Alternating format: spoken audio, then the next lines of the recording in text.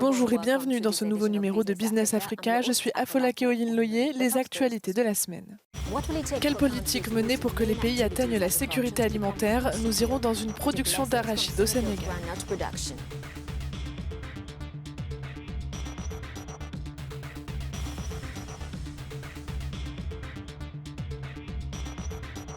La pandémie de Covid-19 a accéléré le développement des technologies numériques dans de nombreux pays africains, mais comment pérenniser cette transformation digitale?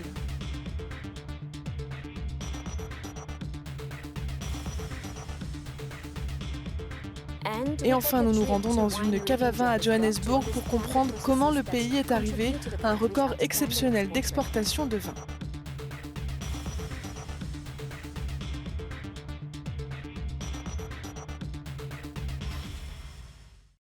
L'arachide est classé au 6e rang des graines oléagineuses les plus cultivées dans le monde et le Sénégal en est l'un des principaux exportateurs. La campagne sur l'arachide démontre l'importance de l'agriculture pour stimuler la croissance économique et faire face à la crise de l'insécurité alimentaire. Mais depuis quelque temps, certains facteurs socio-économiques et écologiques viennent entraver sa production. Reportage. La sécurité alimentaire est un défi auquel sont confrontés des milliards de personnes à travers le monde. Et ce, malgré le fait que l'agriculture constitue la base de nombreuses économies, notamment dans les pays moins développés. Au Sénégal, l'agriculture représente plus de 17% du PIB. Dans le bassin de production d'arachide du Sénégal, environ 70% de la population locale vit de cette culture, qui représente plus de 35% des revenus des ménages. L'arachide se classe au 6e rang des principaux oléagineux cultivés dans le monde, le Sénégal étant l'un des principaux exportateurs mondiaux. La production d'arachide peut donc constituer un moyen efficace de générer des revenus et de créer des emplois.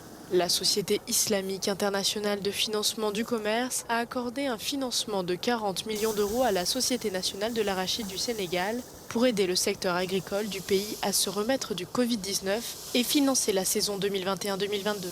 En ce qui concerne l'ITFC, depuis 2013, elle a fourni 7 lignes de financement des campagnes arachidières pour une valeur totale de plus de 380 millions de dollars. Concrètement, ces fonds sont mis à disposition à travers le gouvernement sénégalais et la Société nationale spécialisée dans les arachides, la Sonacos, et ce, pour payer les fermiers et permettre l'achat de la production d'arachides. Ce financement couvrira environ 45% des besoins de la Sonacos pour assurer l'achat de 150 000 tonnes d'arachides provenant de la récolte des agriculteurs qui devront être transformés en fruits à coque comestibles, en huile d'arachide et en aliments pour animaux. Au Sénégal, le secteur a le potentiel de générer plus de revenus, de diminuer la saisonnalité des emplois et de réduire la pauvreté dans les zones rurales. Nous sommes avec Ali Khan Sanchou, analyste financier et PDG de Rich Management. Il nous rejoint depuis le Kenya. Ravi de vous recevoir dans cette émission. Dites-nous, comment les communautés qui cultivent l'arachide au Sénégal peuvent-elles améliorer leur production agricole et leurs revenus? Tout le monde n'arrête pas de dire que nous avons tellement de terres qui sont disponibles pour l'agriculture que nous pourrions utiliser. L'Afrique est considérée comme un endroit où il y a beaucoup de terres inutilisées. Mais je pense que le plus grand défi pour nous sur ce continent est que nous avons beaucoup de petits agriculteurs. Nous avons de très petites fermes, donc nous n'avons pas de production à grande échelle. Par conséquent, ce que nous devons faire, c'est rassembler ces petits agriculteurs au sein d'un ensemble plus grand. Nous avons déjà vu de nombreuses entreprises essayer de déployer et de faire en sorte que cela se produise. Ici, au Kenya, par exemple, nous avons une entreprise spécialisée dans le secteur des aliments qui regroupe essentiellement de petits agriculteurs récupérant leurs produits à la ferme et les vendant ensuite directement dans les villes. Cela crée ainsi une meilleure marge pour les agriculteurs. Ce n'est donc pas sorcier, mais vous devez pour cela appliquer différents process et ce afin de rendre un petit agriculteur plus productif. Quel rôle les gouvernements peuvent-ils jouer pour rendre l'agriculture plus productive pour que les populations puissent en bénéficier? Le Sénégal est intéressant car l'inflation alimentaire y est négative en ce moment et notamment à cause de la récolte céréalière. Mais il y a une énorme opportunité pour les producteurs d'arachides d'obtenir de meilleurs prix, d'offrir de meilleurs revenus et ce afin de les aider à élever leur famille. Je pense donc que ce que nous voyons au Sénégal est une tentative délibérée de faire précisément cela. Et le gouvernement, je pense, doit mettre à disposition, vous savez, ces engrais bon marché, parce que nous en utilisons beaucoup en tant que continent. Ils doivent aider à financer les agriculteurs parce que bon nombre de ces agriculteurs vivent au jour le jour. Dès qu'un événement météorologique défavorable survient, alors il est très difficile pour eux de s'en sortir. Vous devez donc créer un filet de sécurité. Et si vous faites cela, vous créez une boucle positive, vertueuse. Elle améliorera les moyens de subsistance et améliorera la production. Monsieur Satchou, merci pour ces explications. Bienvenue dans la seconde partie de Business Africa. La crise du Covid-19 a accéléré l'utilisation du numérique. Les déplacements, les réunions ont été restreints, voire interdits. Les communautés et les autorités ont donc travaillé sans relâche pour fournir des services essentiels dans la santé, l'éducation, le travail et même le divertissement. Dans ce reportage, nous allons voir comment tirer parti des opportunités que présente la révolution digitale. Au cœur de l'agenda 2063 de l'Union africaine et du partenariat avec l'Union européenne, la transformation digitale, une priorité pour atteindre les objectifs de croissance économique et de développement durable. Dans une interview, Philippe Vogler, responsable mondial du développement commercial chez Vodafone, estime que la transformation numérique du continent nécessite un renforcement des infrastructures, des équipements et des services. Aujourd'hui, si vous regardez ce qui se passe en Afrique, environ 250 millions de personnes du continent n'ont pas accès aux infrastructures de base. Environ le double n'a pas accès aux infrastructures rapides dont vous auriez besoin pour obtenir les meilleurs services disponibles.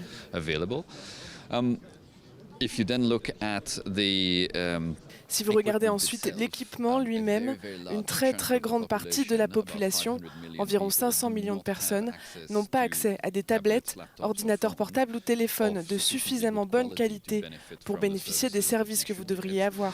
Et puis si vous regardez les services, bien sûr, si vous n'avez pas les infrastructures et si vous n'êtes pas correctement équipé, il y a très peu de chances pour que vous sachiez comment accéder à ces services. Parmi les priorités, Philippe Vogler pointe du doigt le développement des réseaux 4G et 5G.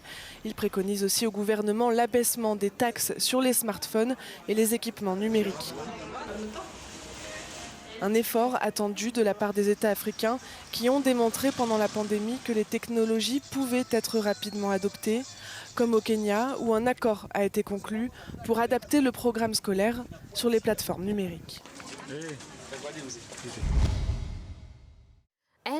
Et pour finir, avec un sujet plus léger, nous vous parlons du vin. Il est souvent associé aux festivités comme Noël qui approche à grands pas. Selon les organismes viticoles sud-africains, l'Afrique du Sud est le 9e plus grand producteur de vin. Il représente 4% de la production mondiale. Voyage au cœur du commerce du vin, de la récolte des raisins jusqu'au consommateur.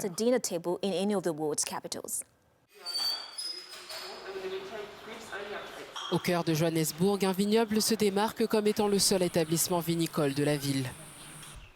Guirakaris Family Wines transporte des raisins de la région viticole d'Afrique du Sud jusqu'à Johannesburg et les transforme sur place pour produire ces 5 variétés de vin. Je suis retournée à l'université parce que je travaillais dans un bureau et ça ne me plaisait pas. J'ai étudié la viticulture pendant 1 an en Nouvelle-Zélande où je suis née. Ensuite, je suis venue en Afrique du Sud pour faire des vendanges à Stellenbosch. C'était une expérience magnifique. J'ai épousé mon mari qui travaille ici. Nous vivons à Johannesburg avec nos 2 enfants. Quand ils ont commencé l'école, nous faisions un tonneau dans le garage. Et on faisait venir des raisins du Cap. Alors je me suis dit, pourquoi ne pas apporter plus de raisins et faire plus de vin ? L'entreprise familiale produit 9000 bouteilles de vin par an. Néanmoins, Avec la crise sanitaire du Covid-19, la production a stagné. Nous faisons tout ici, de la fermentation à la mise en bouteille, en passant par l'étiquetage, le cirage et la certification. L'ensemble du processus se fait ici. Avec les fêtes de fin d'année qui approchent, la propriétaire de Jirakaris Family Wines affirme qu'ils sont complets 4 jours par semaine. Cependant, il en faut beaucoup plus pour voir une forte reprise de l'industrie du vin en Afrique du Sud. Wandi Swandendo, Johannesburg, South Africa, Africa News. Année mouvementée pour les économies africaines avec la reprise des activités au cœur de la campagne de vaccination. Bref aperçu des actualités marquantes de cette année. Le Nigeria a lancé sa monnaie numérique, l'e-Naira, dans l'espoir d'améliorer le commerce transfrontalier, les transferts de fonds et de stimuler la finance inclusive. Le Ghana aussi a testé son e-Cedi comme nouveau moyen d'échange. Le système panafricain de paiement et de règlement a été lancé pour faciliter les paiements transfrontaliers instantanés en devises locales, permettant au continent d'économiser plus de 5 milliards de dollars.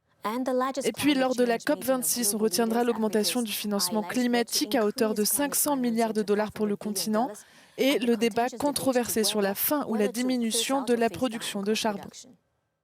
Et c'est la fin de votre magazine Business Africa cette semaine. Au nom de toute l'équipe d'Africa News, permettez-moi de vous souhaiter de joyeuses fêtes et une année 2022 prospère. Merci de nous avoir suivis.